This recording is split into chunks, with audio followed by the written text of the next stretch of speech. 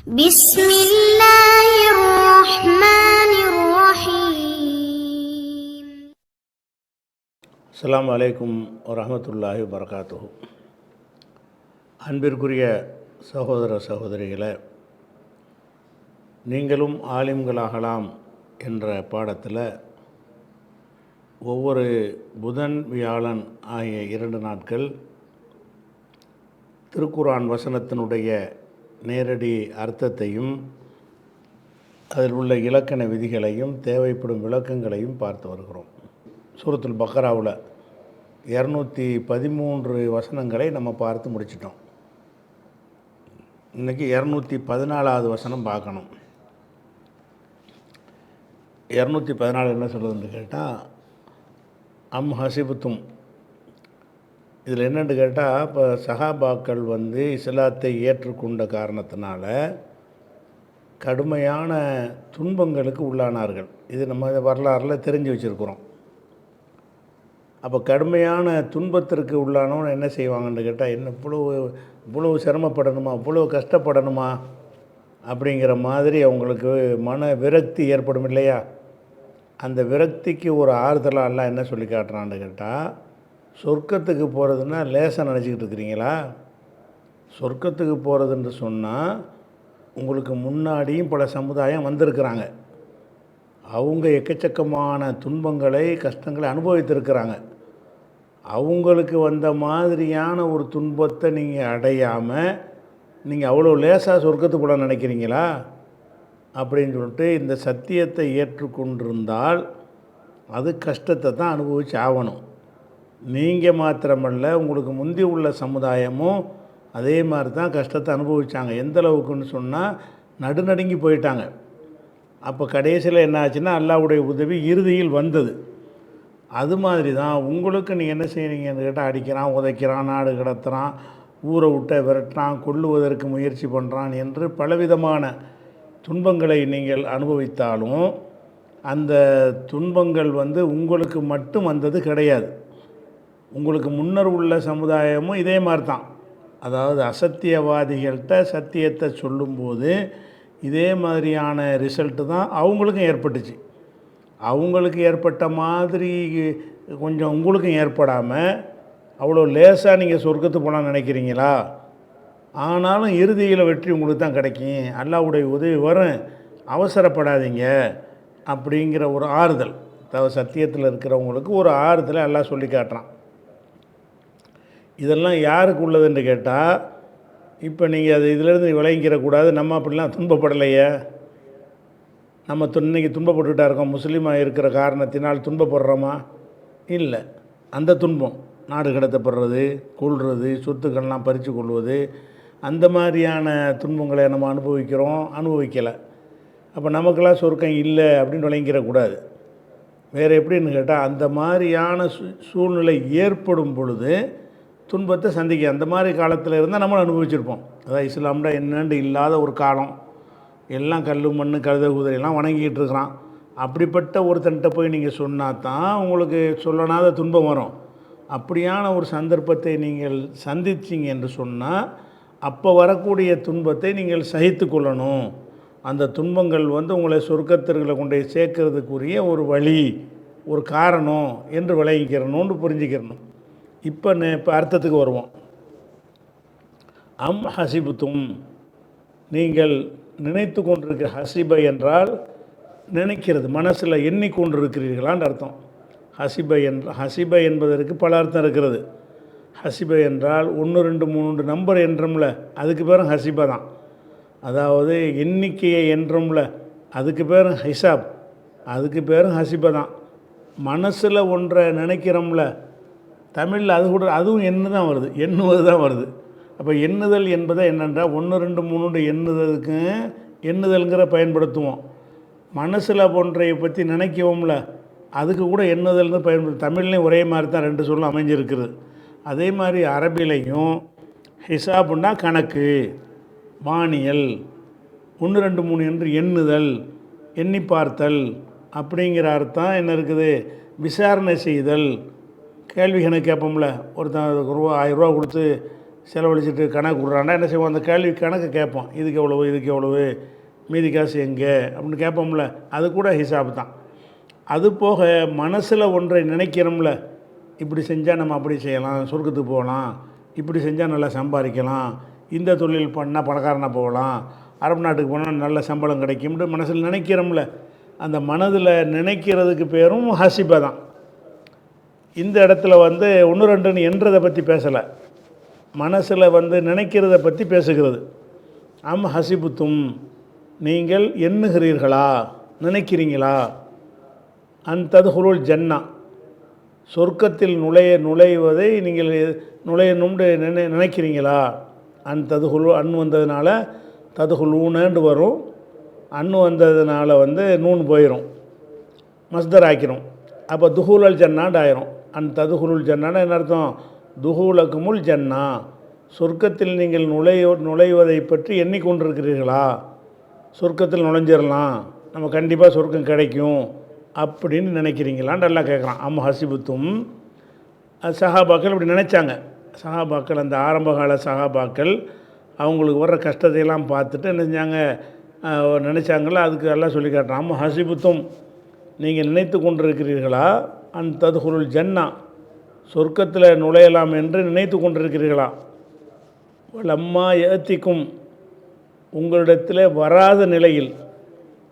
லம்மாங்கிறது லம்மான்னு நம்ம ஏற்கனவே படிச்சிருக்கிறோம். லம் என்பது நஃபியுடைய ஒரு சொல்லு, லம்மா என்பதும் நஃபியுடைய சொல்லு தான். ரெண்டுக்கும் மத்திய சின்ன ஒரு வித்தியாசம் இருக்குது. லம் யாக்குல்னா சாப்பிடவில்லை, லம்மா யாக்குல்னா இதுவரை சாப்பிடல, அது சாப்பிடலாம் நெருங்கிட்டால் இன்னும் சாப்பிடாமல் இருக்கிறான்னு அர்த்தம். அப்போ லம்மாவில் வந்து இதுவரைன்னு அதில் சேர்ந்துக்கிறோம். லம்மாண்டாலும் இல்லைன்னு தான் அர்த்தம், லம்முண்டாலும் இல்லைன்னு தான் அர்த்தம். லம் எஃப்அல் செய்யவில்லை, லம்மா எஃப்அல் இதுவரை செய்யவில்லை. அதாவது செஞ்சிருவான்னு எதிர்பார்த்துட்டு இருப்போம்ல, அந்த நேரத்தில் அவன் செய்யாமல் இருந்தால் லம்மா போடுவாங்க. ஜென்ரலாக இல்லைன்னு சொல்வதாக இருந்தால் லம் போட்டுருவாங்க. அப்போ லம்மா ஏத்திக்கும் என்றால் இதுவரைன்னு சேர்த்துக்கிறேன், அதில் லம்மாவுக்குள்ளே அந்த அர்த்தம் அடங்கி இருக்கிறது. லம்மா ஏத்திக்கும், உங்களிடத்தில் இதுவரை வராத நிலையில், வந்து ஹாலிய ஹால், லம்மா ஏத்திக்கும் இதுவரைக்கும் உங்களிடத்தில் வராத நிலையில் நீங்கள் சொர்க்கம் செல்லலாம்னு நினச்சிக்கிட்டு இருக்கிறீங்களா. ஹசிபுத்தும் ததுகுலுல் ஜன்னா, சொர்க்கத்திற்கு செல்லலாம் என்று நினைத்து கொண்டிருக்கிறீர்களா. வலம்மா ஏத்திக்கும், உங்களிடத்தில் வராத நிலையில், இதுவரை வராத நிலையில். மசலுள்ளதீன ஹலவ், ஹலா என்றால் வந்து சென்று போனால், சென்று விட்டான்னு அர்த்தம், செத்துட்டான்னு அர்த்தம். ஹலான்னு அர்த்தம், ஒரு மருத்துவம் ஹலா செய்துண்டா செய்து மூத்தா போயிட்டான். அதான் ஹலான்னு சொன்னால் காலம் கடந்த, காலம் சென்றன்னு நம்ம சொல்கிறோம்ல, தான் ஹலான்னா காலம் சென்று விட்டேங்கிறோம்ல, இறந்து விட்டான்னு, அதுக்கு தான் ஹலாம்பாங்க. சென்ற காலத்துக்கும் கூட ஹலான்னு சொல்லான்னு சொல்லுவாங்க. அப்போ அல்லதீன ஹலவ் என்றால் சென்று விட்டவர்கள், மின் கபலிக்கும்னா உங்களுக்கு முன்னால். மொத்தமாக கோர்த்து அர்த்தம் பிறகு செஞ்சுக்கிறோம், தனித்தனி வார்த்தைக்கு பார்த்துக்கிறோங்க. இப்போ அல்லதீன ஹலவ் சென்று விட்டவர்கள், மின் கபலிக்கும் உங்களுக்கு முன்னர் சென்று விட்டவர்கள். மசல்ண்டா என்னென்னு கேட்டால், மசல் என்றால் உதாரணம்னு அர்த்தம் இருக்கிறது, பண்புண்டு அர்த்தம் இருக்கிறது, தன்மைன்ற அர்த்தம் இருக்கிறது. அப்போ இங்கே என்ன ஆகுதுன்னா தன்மையை தான் கொடுக்கணும். மசலுள்ளதீன ஹலோ மின் கபலிக்கும், உங்களுக்கு முன் சென்று விட்டார்களே அவர்களுக்கு, அவர்களை போன்ற தன்மை, அந்த தன்மை போன்று உங்களுக்கு வராமல் நீங்கள் வந்து சொர்க்கஞ்செல்லாம் நினைத்துக்கிட்டு இருக்கிறீர்களா. ஹசிபுத்தும் நினைத்து கொண்டிருக்கிறீர்களா. ததுகுலுல் ஜன்னா, சொர்க்கத்திற்கு செல்லலாம் என்று நினைத்து கொண்டிருக்கிறீர்களா. வலம்மா ஏத்திக்கும், உங்களிடத்தில் இதுவரை வராத நிலையில். என்ன வரல, மசலுள்ளதீன ஹலவ் சென்று விட்டார்களே அவர்களுக்கு வந்தது போன்று தன்மை வரவில்லை. அது வராமல் நீங்கள் சொர்க்கத்துக்கு போகலான்னு நினைக்கிறீங்களா. அப்போ அவங்க பட்ட கஷ்டத்தை நீங்கள் படாமல் இப்படி சொர்க்கத்துக்கு போவீங்க. உங்களுக்கு முன்னாடி இதே மாதிரி சமுதாயத்தை அனுப்பியிருக்கிறோம், அவங்களும் இதே மாதிரி எதிரிகளால் வந்து துன்புறுத்தப்பட்டிருக்கிறார்கள். அவங்க பட்ட மாதிரியான ஒரு வேதனையை நீங்கள் படாமல் எப்படி சொர்க்கத்துக்கு போவீங்க, எப்படி நினைக்கிறீங்க அப்படின்னு கேட்குறான். அப்போ மஸ்ஸத்துஹும், அது என்ன ஏற்பட்டுச்சுன்னா மஸ்ஸத்துஹும் அவர்களுக்கு மஸ்ஸண்டா தொடுறது. மஸ்ஸண்டா என்னது, ஒரு கையை ஒரு கையை கொண்டு ஒரு பொருளை தொடுறோம்ல, அதுக்கு பேர் மஸ்ஸன்ற அகராதி அர்த்தம். இந்த இடத்துல வந்து தொடுறது தீண்டியதுன்னா ஏற்பட்டதுன்னு வச்சுக்கணும். மஸ்ஸத்துஹும் அவர்களை தீண்டியது, அல் பஸாவு வறுமை தீண்டியது, ஒல் அர்ராவு கஷ்டங்கள் தீண்டியது. அவங்களுக்கு வறுமை வந்துச்சு, கஷ்டம் வந்துச்சு.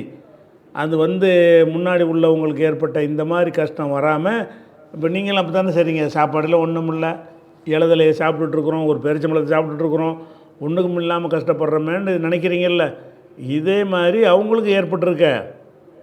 ஹசிபத்தும் நினைத்து கொண்டிருக்கிறீர்களா ததுகுல் ஜன்னா சொர்க்கம் செல்லலாம் என்று நினைத்து கொண்டிருக்கிறீர்களா, வலம்மா ஏத்திக்கும் இதுவரை உங்களிடத்தில் வராத நிலையில், மசலுள்ளதீன ஹலவ் மின் கபலிக்கும் உங்களுக்கு முன்னர் சென்று விட்டார்களே அவர்களுக்கு வந்தது போன்று உங்களுக்கு வராத நிலையில் சொர்க்கம் போல நினச்சிக்கிட்டு இருக்கிறீங்களான்னு சொல்லிட்டு அவங்களுக்கு என்ன வந்துச்சுங்கிறது அடுத்து சொல்கிறான். மஸ்ஸத்துஹும் அவர்களை தீண்டியது, உங்களுக்கு முந்தி சென்ற சமுதாயத்தை தீண்டியது, அல் பஸாவு வறுமையும், அல் அர்ராவு கஷ்டங்களும் அவங்கள தீண்டியது. கடும் வறுமைக்கு அவங்களும் உள்ளானாங்க, கடுமையான சிரமத்திற்கு சிரமங்கிறதுல எல்லாமே அடங்கிக்கிறோம். அடி உதவெட்டு குத்து நாடு கடத்தல்னு என்னென்ன இருக்கோ எல்லாமே அடங்கிக்கிறோம். இதுக்கெல்லாம் உள்ளாக்கப்பட்டார்கள். ஒ ஜுல்சிலு அவர்கள் ஆட்டுவிக்கப்பட்டார்கள். ஜல்சலன்னா வந்து பூகம்பம் ஏற்படும்ல, பூமி இதா ஜுல்சிலத்தில் ஆறுது ஜில்சாலான்னு வருதுல, பூமி வந்து கிடுகிடுத்தல்ங்கிறாங்கல்ல, அதுக்கு தான் ஜல்சலான்னு சொல்லுவாங்க. பூகம்பத்தையும் ஜல்சலான்னு சொல்லுவாங்க. ஒரு பூகம்பம் ஏற்படுதில்ல, நில சரிவு, நில அதிர்வுகள், அதுக்கும் கூட என்ன செய்வாங்கன்னா ஜல்சலா ஏற்பட்டுருச்சின்னு சொல்லுவாங்க. அதே இப்போ ஜுல்சிலுன்னா அதில் உள்ள வார்த்தை. ஜுல்சிலு அவங்க வந்து ஆற்று வைக்கப்பட்டார்கள், கிடுகிடுக்க வைக்கப்பட்டார்கள். எந்த அளவுக்கு அப்படின்னா அர்த்தம், அவ்வளோ கஷ்டம் கொடுத்துருக்குறாங்க. அவங்க வந்து வறுமை கஷ்டமெல்லாம் வந்துச்சு. ஜுல்சிலு அவர்கள் ஆட்டுவிக்கப்பட்டார்கள், எதிரிகளால் ஆட்டுவிக்கப்பட்டார்கள். எந்த அளவுக்கு என்றால் ஹத்தா யகூலர் ரசூலு அவங்களுடைய தூதர் சொல்லும் அளவுக்கு, அவங்களுக்கு ஒரு தூதரில் அனுப்பியிருப்பான்ல, ஒல்லதீன ஆமனும் ஆகு அவரோடு நம்பிக்கை கொண்ட மக்கள் இருக்காங்களே அவங்களும் சொல்லும் அளவுக்கு, தூதரும் சொல்லுகிறாரு, மூமின்களும் சொல்கிறாங்க. எப்படி மத்தா நஸ்ருல்லா அல்லாஹ்வுடைய உதவி எப்போ வரும் என்று சொல்லும் அளவுக்கு ஆட்டுவிக்கப்பட்டார்கள். அப்போ அல்லாஹ்வுடைய உதவி எப்போ வரும்னு நம்ம எப்போ கேட்போம்? வராமல் இருந்தது கேட்போம். இன்றைக்கி அடிக்கிறான் இன்றைக்கி வரமாட்டேங்குது, நாளைக்கு அடிக்கிறான் நாளைக்கு வரமாட்டேங்குது, ஒரு மாதமாக அடிச்சுக்கிட்டு இருக்கான் வரமாட்டேங்குது, ஒரு வருஷமாக போட்டு அடிக்கிறான் உதவி வரமாட்டேங்குது, 2 வருஷமாக போட்டு அடிக்கிறான் வரமாட்டேங்குது. அப்போது அளவுக்கு மீறி போகும்போது எப்படா அல்லாஹ்வுடைய உதவி வரும்னு கேட்பாங்கள்ல, நம்பிக்கை இழப்பாங்கள்ல, அந்த அளவுக்கு ஆட்டு வைக்கப்பட்டார்கள். கஷ்டம் வந்தவுடனே இன்றைக்கி கஷ்டம் வந்து நாளைக்கு தீரலை. அவங்களுக்கு மாதம் கஷ்டம் வந்து அடுத்த மாதம் தான் வந்து தீர்ந்துடல, முதல் வருஷம் கஷ்டம் வந்து அடுத்த வருஷம் கஷ்டம் தீரலை. எந்த அளவுக்கு என்றால் இனிமேல் எங்கள் உதவி வரப்போகுது, எப்போ தான் இந்த உதவி வந்து சேரும் என்று அவங்க சொல்லும் அளவுக்கு ஆட்டு வைக்கப்பட்டிருக்கிறாங்க. ஜுல்சிலு அவங்க வந்து ஆட்டு வைக்கப்பட்டார்கள். ஹத்தா யகூலர் ரசூல் சொல்லும் அளவுக்கு, ரசூல்னால் அவங்களுக்கு அனுப்பப்பட்ட ரசூல்மார்கள், யாராவது ரசூல் இருப்பாங்களா அவங்க, உள்ளதீன ஆமனும் ஆகு அந்த ரசூலோடு நம்பிக்கை கொண்ட மக்கள் இருக்காங்களே அவங்களும் சொல்லும் அளவுக்கு ஆட்டு வைக்கப்பட்டார்கள். என்ன சொல்லும் அளவுக்கு? மத்தா நஸ்ருல்லா அல்லாவின் உதவி எப்போது வரும், மத்தா யத்தி நஸ்ருல்லான்னு வச்சுக்கிறேன். மத்தா நஸ்ருல்லா அல்லாஹ்வுடைய உதவி எப்போது என்று அவங்க கூறும் அளவுக்கு ஆட்டு வைக்கப்பட்டார்கள்.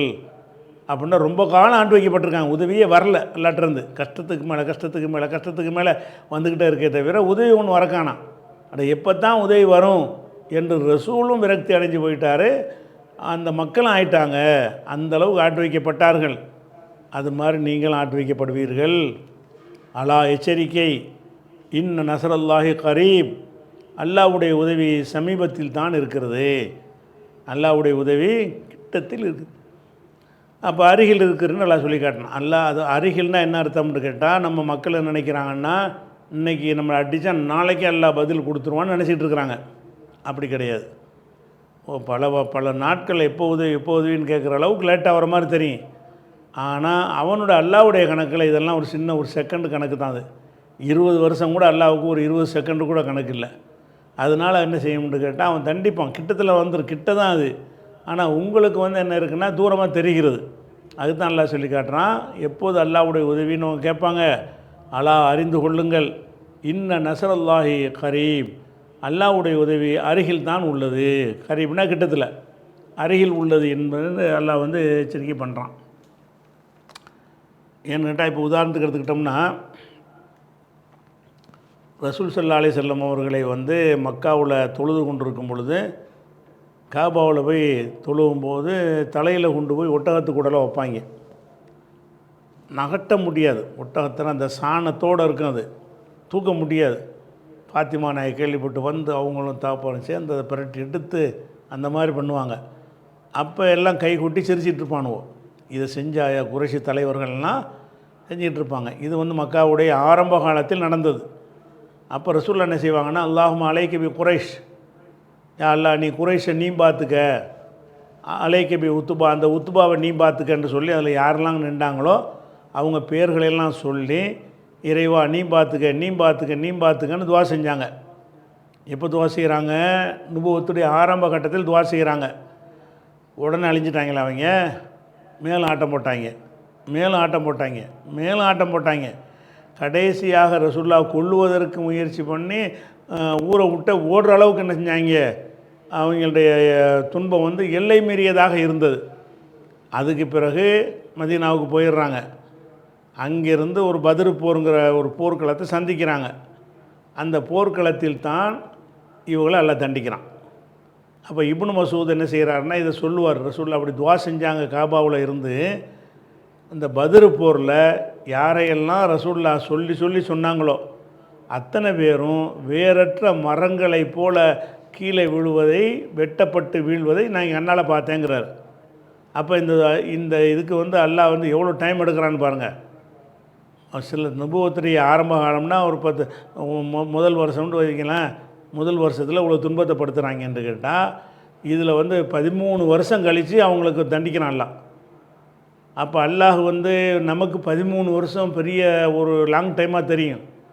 அல்லாஹ்வுடைய பார்வையில் ஒரு கம்மி, கிட்டத்தில் இதுதான் கிட்டங்கிறான். அப்போ அல்லாஹ் கணக்கு தீர்ப்பது என்ன செய்வான்? கொஞ்சம் அதிக டயத்தை எடுத்துக்கிறோம் நம்ம பார்வையில். அல்லாஹ்வுடைய பார்வையில் அது அருகில்னு சொல்லி என்ன செய்கிறான்? அந்த வார்த்தையை பயன்படுத்துகிறான். அலா அறிந்து கொள்ளுங்கள், இன்ன நஸ்ரல்லாஹி கரீம், அல்லாஹ்வுடைய உதவி அருகிலேயே இருக்கிறது அப்படின்னு என்ன செய்கிறான்? அதை சொல்லி காட்டுறான். இது எதுக்கு சொல்லப்பட்டுச்சு? எல்லாத்துக்குமே ஒரு சபப நுசூல்னு சொல்லி என்ன செய்வாங்க? கூட சம்பவங்களை தேடிட்டு இருப்பாங்க. நம்ம சம்பவம்லாம் தேட வேணாம். இந்த வசனத்தின் கருத்திலே உங்களுக்கு விளங்குதா எதுக்கு இறங்கியிருக்க முடியும், எதுக்கு இறங்கியிருக்குது? அவங்களுக்கு வர்ற கஷ்டம் உங்களுக்கு வராமல் சொர்க்கம் போக நினைக்கிறீங்களான்னு என்ன அர்த்தம்? அப்படிப்பட்ட சூழ்நிலை இருந்துச்சு, அப்படி நினச்சி இருக்கிறாங்க, லேட்டாவது நினச்சாங்க, அல்லாஹ் உதவ மாட்டேங்கிறானேன்னு வெக்ஸாகி போய் இருந்தாங்க. நீங்கள் வெக்ஸாக தேவையில்லை, உதவி வரும், சீக்கிரத்தில் வந்துடும். உங்களுக்கு லேட்டாக தெரியலாம், என்னை பொறுத்த வரைக்கும் சீக்கிரத்தில் வந்துடும்னு சொல்கிறதுல இருந்த நம்ம என்னத்தை விளங்கிக்கிறோம்? இது எந்த சுச்சுவேஷனில் எந்த விஷயத்தை சொல்வதற்காக இந்த வசனம் அருளப்பட்டது என்பதை எந்த ஒரு வரலாற்று ஆதாரம் இல்லாமல் நம்ம விளங்கிக்கலாம். தெரியுது, அந்தந்த வசனத்திலிருந்தே காரணத்தை நம்ம விளங்கிக்கிற முடியும். அடுத்தது என்னென்னு கேட்டால், அடுத்த வசனம் 215. இதுவும் சம்மந்தமில்லா வேறு விஷயமா இருக்கும். ஏன் சம்மந்தம் இல்லாமல் இருக்குன்னு சம்மந்தம்னா முந்தின வசனத்தோட கம்பேர் பண்ணோம்னு சொன்னால், முந்தின வசனத்தில் என்ன சொல்லுது? நீங்கள் துன்பங்களுக்கு கலங்காதீங்க, கஷ்டமாக தான் இருக்கும்னு சொல்லுதில்ல. அதுக்கடுத்து எதை செலவழிக்கணுங்கிற சட்டத்தை எல்லாம் சொல்லி காட்டுறான். அதுக்கு எந்த விதமான தொடர்பும் இல்லை. ஏன் அப்படி வருதுன்னு கேட்டால், இது ஒரு கட்டத்தில் அருளப்பட்டுச்சு, இது மட்டும்தான் அருளப்பட்டுச்சு. தனித்தனியாக அருளப்படும் போது முந்தைய வசனத்தோடு தொடர்புபடுத்த வேண்டிய அவசியம் இல்லை, அதுக்கு பொருத்தமாக இருக்கணும்னு எந்த தேவையும் இல்லை. அந்த சூழ்நிலைக்கு என்ன சொல்லணுமோ அதை சொல்லுவான் அல்ல. அதனால தான் இது அப்படி டிஃப்ரெண்ட்டாக வேறு விஷயம் சொல்லுது. 215 என்ன சொல்லுதுன்னா, எஸ் அலூனக்க, உம்மிடத்தில் கேட்கிறார்கள். உம்மிடத்தில்னா ரசூலுல்லாஹ்விடத்தில், எஸ் அலூனக்க உம்மிடத்தில் கேட்கிறார்கள், மாதா யுன்ஃபிகூன் எதை செலவிடுவது என்று கேட்கிறார்கள். மா யுன்ஃபிகூன் என்று சொன்னாலும் அந்த அர்த்தம்தான். ஒரு தான் ஒன்று சேர்த்துக்கிடுவாங்க. எதுக்குன்னு கேட்டால் அது அந்த மௌசூல் தான் என்று காட்டுவதற்காக வேண்டிய மாதா யுன்ஃபிகூன் என்றால் எதை செலவழிப்பது என்று மட்டும் கேட்குறார்கள். சஹாபாக்கள் வந்து அல்லாஹ்வுடைய தூதரை நாங்கள் என்னத்தை எவ்வளோ செலவழிக்கிறது, ஜக்காத் இல்லை, ஜக்காத் தான் ஒரு கணக்கு இருக்குது. ஜக்காத்துனா அது 40ல் 1 ஒரு நிர்ணயம் இருக்குது. அது போக உபரியாக அவங்க செலவழிக்கிறாங்கல்ல, அதை பற்றி ரசூலுல்லாஹ்ட்ட வந்து கேட்குறாங்க. நாங்கள் நல்ல பணிகளுக்குன்னு என்னத்தை செலவழிக்கிறது, சம்பாதிக்கிற அம்புட்டை செலவழிக்கிறதா, பாதியை செலவழிக்கிறதா, காவாசி செலவழிக்கிறதா, 5% செலவழிக்கிறதா, நாங்கள் என்னத்தை செலவழித்தல் என்று கேட்டால் நல்ல காரியங்களுக்கு கொடுத்தல்னு அர்த்தம். செலவழித்தல்னு அவங்கவுங்க தேவை திங்கிறது செலவழிக்கிற அர்த்தம் கிடையாது. நம்ம வந்து அல்லாஹ்வுடைய பாதையில் செலவழிப்பது. அப்போ அலூனக உம்மிடத்தில் கேட்கிறார்கள், மாதா யுன்ஃபிகூன எதை செலவிடுவது என்று கேட்கிறார்கள். அல்லாஹ் என்ன செய்கிறான்னா, எதை செலவிடுவார்கள்ன்றது தானே கேள்வி, அதுக்கு பதில் சொல்ல மாட்டேங்கிறான். யாருக்கு செலவழிக்கணுங்கிறது பதில் சொல்கிறான். கேட்டது வந்து என்ன செலவழிக்கிறேன்னு கேட்குறாங்க. என்ன செலவழிக்கணும்னா என்ன பதில் சொல்லணும்? 10% பண்ணு, 20 பண்ணு, 30 பண்ணு, 2.5% பண்ணு, 5% பண்ணு, அப்படி இருக்கிறல பாதியை கூட மொத்தத்தையுமே கூடன்னு இப்படி எதையா சொல்லணும். அப்போ எதை செலவு செய்தல் என்பது அவங்களுடைய கேள்வி. அல்லாஹ் பதில் எப்படி சொல்கிறான்னு பாருங்கள். குல் நபியை நீங்கள் சொல்லுங்கள், மா அன்ஃபக்தும் மின் ஹைரின், நீங்கள் ஹைருன்னா செல்வத்துக்கு அல்ல ஹைருங்கிற வார்த்தையை போடுறான். இந்த காசு பணத்துக்கு அல்லாஹ் என்ன செய்கிறான், ஹைருங்கிற வார்த்தையை குர்ஆனில் பல இடங்களில் போடுறான். அதில் ஒரு இடம் இது. குல் நபியை நீங்கள் சொல்லுங்கள், மா அன்ஃபக்தும் மின் ஹைரின், செல்வத்திலிருந்து எதை நீங்கள் செலவிட்டாலும் ஃபலில் வாலிதைனே, அது பெற்றோருக்காக இருக்கட்டும். அப்போ எவ்வளோ செலவு செய்கிறங்கிற டாபிக் இல்லை, யாருக்கு செலவு செய்கிறது தான் டாபிக். எவ்வளவுங்கிறத நீனா தீர்மானிச்சிக்க, அதுக்கு லிமிட் பண்ணலாம் சொல்ல இயலாது. உபரின்னு ஆக்கியாச்சு. கட்டாய கடமை தான் 2.5%. பாக்கி உள்ள செலவு செய்கிறதா இருந்தால் எவ்வளவு பண்ணுறதுங்கிறது வந்து பேச்சு இல்லை, யாருக்கு பண்ணணும்னு சொல்கிறேன். அவங்களுக்கு என்ன தேவையோ அது மாதிரி செஞ்சு கொடுங்குறான்ல. குல் நபியை நீங்கள் சொல்லுங்கள், மா அன்ஃபக்தும் மின் ஹைரின், செல்வத்திலிருந்து நீங்கள் எதை செலவு செய்தாலும் ஃபலில் வாலிதைனே, அது தாய் தந்தையருக்கு உரியது. தாய் தந்தைக்கு செலவு செய்யுங்க. இது ஏற்கனவே விளக்கிட்டோம். தாய் தந்தைக்கு என்ன செய்வாங்க, வாலிதைனிம்பாங்க. வாலிதுன்னா தகப்பன்ற அர்த்தம். வாலிதுக்கு இருமை, வாலிதானி, வாலிதைனி, 2 தகப்பன்ற அர்த்தம். 2 தகப்பன் யாருக்கு இருக்க மாட்டாங்க. அதனால் இந்த 2 தகப்பன்கிறது எதுக்கு யூஸ் பண்ணுவாங்கன்னா தாய் தந்தைக்கு யூஸ் பண்ணுவாங்க. ஃபலில் வாலிதைனின்னு அங்கே இருக்கும். நம்ம நேரடி அர்த்தம் செஞ்சிடக்கூடாது. 2 தகப்பனுக்கு செலவழிப்பார்கள் அர்த்தம் செஞ்சிடக்கூடாது அகராதியில். அது எதுக்கு அந்த வார்த்தை யூஸ் பண்ணிக்கிட்டு இருக்கிறாங்க. அகராதியில் அந்த அர்த்தமாக இருந்தாலும் இப்போ எதுக்கு யூஸ் பண்ணுறாங்கன்னு பார்க்கணும்ல. ஃபலில் வாலிதைனி, அது வந்து தாய் தந்தையருக்கு உரியது. நீங்கள் என்னத்தை செலவழிங்க அது பிரச்சனை இல்லை. அது எவ்வளவு செலவழிங்கிறத கேள்வி, முக்கியமான கேள்வி கிடையாது. யார் யாருக்கெல்லாம் செலவு செய்வது, என்னென்ன பணிகளில் எல்லாம் செலவு செய்வது என்பது தான் தேவையானது, அறிந்து கொள்ள வேண்டியதுன்னு நல்லா பதில் சொல்கிறான். மா அன்ஃபக்து மின் ஹைரின், செல்வத்திலிருந்து நீங்கள் எதை செலவு செய்தாலும் ஃபலில் வாலிதைனி, அது தாய் தந்தையருக்கு உரியது. அப்புறம் உள்ள அக்ரபீன, நெருங்கிய உறவினர். அக்கரப்புனா ரொம்ப நெருக்கமானவன். குருபுங்கிறோம்ல, கரீபுன்னு நெருக்கமானவன். அதுக்கு இஸ்மு தஃப்லீல் வந்து அக்ரப்னா ரொம்ப நெருக்கமானவன். ரொம்ப நெருக்கமானவன்னா சொந்தக்காரன் அர்த்தம். அக்ரபானி அக்ரபூன, நசபுடைய நேரத்தில் ஜருடைய நேரத்தில் அக்ரபீன. லீ வந்திருக்குல்ல, லில் வாலிதைனி லில் அக்ரபீன, அங்கேயும் இல்லாமல் வந்துடும். ஒலில் வாலிதைனி தாய் தந்தையருக்கும், ஒல் அக்ரபீன மிக நெருங்கியவர்களுக்கு, உறவினர்கள் அர்த்தம். உறவினர்களுக்கும், ஒல் யதாமா அனாதைகளுக்கும், ஒல் மசாக்கீனி ஏழைகளுக்கும், ஒபனி சபீலி திக்கற்றவர்களுக்கும் செலவழிக்க வேண்டும். அப்போ செலவழித்தல் என்பது எவ்வளவுங்கிறதில்லப்பா, என்னென்ன பணிக்குன்னு பார்த்துக்க, அந்த பணிக்கு என்ன தேவைன்னு கணக்கு பண்ணி செலவழிச்சிக்க அப்படின்னு நல்லா என்ன செய்கிறான்னு கேட்டால், அந்த தொகையை சொல்லாமல் என்னென்ன காரியத்துக்கு செலவு செய்யணும்னு நல்லா என்ன செய்கிறான், பதில் சொல்கிறான். திருப்பி ஒருக்கா பாருங்கள். அலூனக உம்மிடத்தில் கேட்கிறார்கள், மாதா யுன்ஃபிகூன எதை செலவிடுவார்கள் என்பதை பற்றி கேட்கிறார்கள். குல் நபியை நீங்கள் சொல்லுங்கள், மா அன்ஃபக்து மின் ஹைரின், நல்லதிலிருந்து எதை நீங்கள் செலவிட்டாலும் ஃபலில் வாலிதைனி, அது பெற்றோருக்கு உரியது, ஒல் அக்ரபீன உறவினர்களுக்கு உரியது, ஒல் யதாமா யத்தீம்களுக்கு உரியது, ஒல் மசாக்கீன் ஏழைகளுக்கு உரியது, ஒபுனு சபீல் திக்கற்றவர்கள்னு சொன்னால் வந்து வழிப்போக்கராக வருவாங்க, வெளியூர்லேருந்து வருவாங்க, காசு பணம் கையில் இருக்காது, ஊருக்கு போகிறது கூட பஸ் டிக்கெட் கூட இல்லைம்மா, அந்த மாதிரி திக்கற்ற நிலையில் இருப்பாங்கள்ல, கையர் நிலையில், அவங்களுக்கு பேர் இப்னு சபீல் திக்கற்றவர்களுக்கும் நீங்கள் செலவு செய்ய வேண்டும்.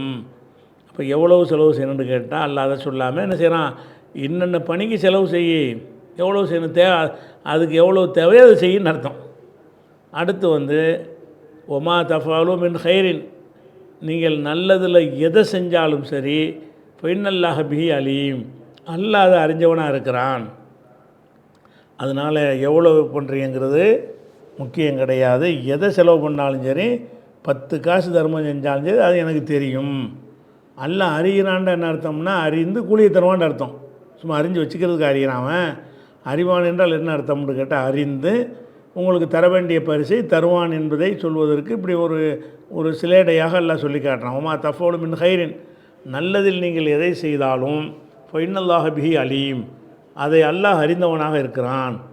அதனால் எதை வேணாலும் செய்யுங்க, நல்ல காரியத்தை செய்யுங்க. நல்ல காரியத்துக்கு நீங்கள் செலவு செஞ்சீங்க என்று சொன்னால், நல்ல காரியம்னா பெற்றோர்கள், உறவினர்கள், அனாதைகள், ஏழைகள், திக்கற்றவர்களுக்கு நீங்கள் செலவு செஞ்சீங்க என்று சொன்னால் அதுக்கு அல்லாட்ட கூலி இருக்குது அப்படின்ட்டு செலவு செய்கிறத பற்றி அல்லாஹ் கேட்டானா, அது ஒரு 215 முடிஞ்சிருச்சு. 216 எடுத்துக்கிட்டிங்கன்னா அது டிஃப்ரெண்ட்டாக வேறு விஷயத்தை பேசுது. 215 ஒரு விஷயம் பேசுதா, திரும்பி சண்டைக்கு போகிற பற்றி பேசுது. முன்னு செலவழிக்கிற பற்றி பேசுது, அடுத்த வருஷம் சண்டைக்கு போகிறத பற்றி பேசுது. சண்டைக்கு போகிறது செலவழிக்கிறது ஒன்றா, ஏதாவது ரிலேஷன்ஷிப் இருக்குமா ரெண்டுக்கு மத்தியில்? இருக்காது. ஏன் அப்படி வருதுன்னு கேட்டால், இது இந்த வசனம் இறங்கி எவ்வளோ காலம் சும்மா இருந்துட்டு போர் செய்ய வேண்டிய ஒரு தேவை ஏற்படும் பொழுது இந்த வசனத்தை எல்லாம் இறக்குவான்.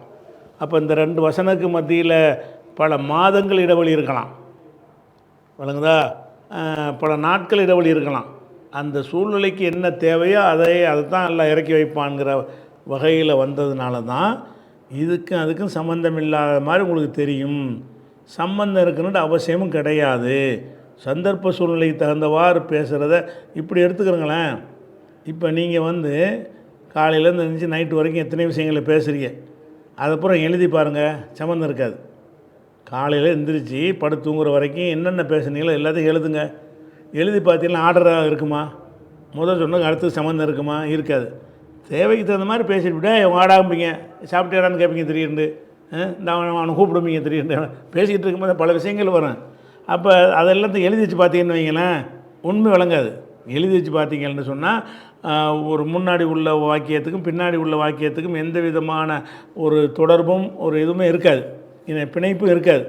அந்த மாதிரி தான் குர்ஆன் என்பது என்ன செய்கிறது, ஒவ்வொரு சந்தர்ப்பத்துக்கும் சூழ்நிலைக்கு தகுந்தவாறு அருளப்பட்ட காரணத்தினால ஒவ்வொன்றும் தனித்தனி சூறாண்டு வைங்களேன். அப்படி வைங்களேன், ஒரு சூறா மாதிரி தான். சூறாண்டு அப்படி ஆக்கப்படாட்டான ஒவ்வொரு வசனமும் தனித்தனி டாபிக் சப்ஜெக்ட். இந்த வசனத்தில் இந்த சப்ஜெக்ட் அவ்வளோ தான், முடிஞ்சு வச்சுக்கதை. அதுக்கு இதுக்கு என்ன, இதுக்கு ஒன்றும் கிடையாது, அது தனி இது தனி அப்படின்னு விளங்கிக்கிறணும். சரி, இப்போ எல்லாம் என்ன செய்கிறான்னா அடுத்த விஷயத்துக்கு போகிறான். குத்திப அலைக்கும், கத்தப்பண்ணா எழுதினான். கத்தப்பண்ணா என்னது, எழுதுறது. இந்த எழுதுறதுக்கு பின்னாடி அலாண்டு வந்துருச்சுன்னு வைங்க, கடமையாக்குதுன்னு அர்த்தமாயிரும். என்ன, கத்தப அலைக்கும், உங்கள் மீது அல்லாஹ் கடமையாக்கி விட்டான்.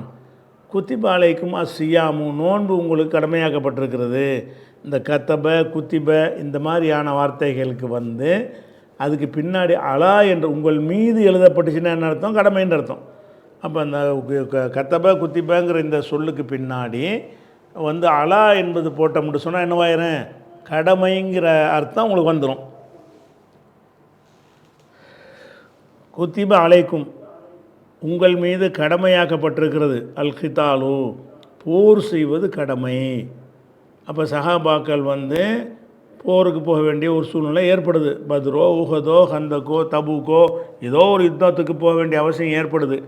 அப்போ அந்த நேரத்தில் போருக்கு போகிறது பயங்கர கஷ்டமாக இருக்கும்.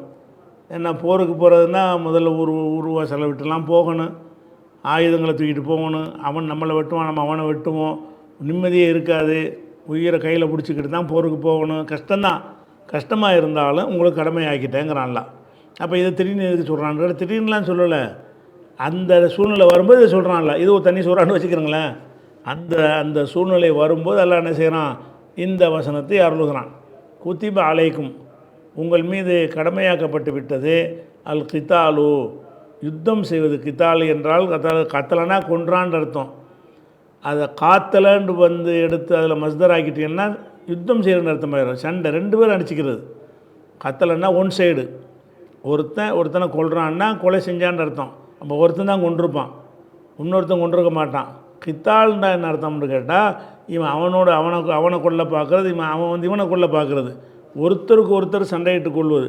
அந்த வார்த்தையை போடுவாங்க கித்தால் என்பதற்கு. அப்போ கித்தால் அதான் போருங்கிறது சரியான வார்த்தை. தமிழில் சொன்னால் என்னது, போர்னா 2 சைடு நடிச்சுக்கிறது தானே. அப்போ குத்திப அலைக்கும், உங்களுக்கு கடமையாக்கப்பட்டிருக்கிறது, அல் கித்தாலு, யுத்தம் செய்வது உங்களுக்கு கடமை. ஒஹுவ, அந்த யுத்தம், குருகுன் லக்கும், உங்களுக்கு வந்து குருகு என்பதுக்கு வந்து வெறுக்கத்தக்கது. குருகு பிடிக்காது தானே. ஒருத்தன் சாவுறதுக்காக பிடிக்குமா? வீட்டில் பொண்டாட்டிகளோட சந்தோஷமாக இருக்கிறது பிடிக்குமா? அல்லது எல்லாத்தையும் தூக்கி எறிஞ்சிட்டு பாலைவனத்தில் எங்கேயும் போய்கிட்டு தண்ணிக்கு உணவுக்கு கஷ்டப்பட்டுக்கிட்டு இருக்கிறது பிடிக்குமா? அது பிடிக்காது. போர்னா தானே.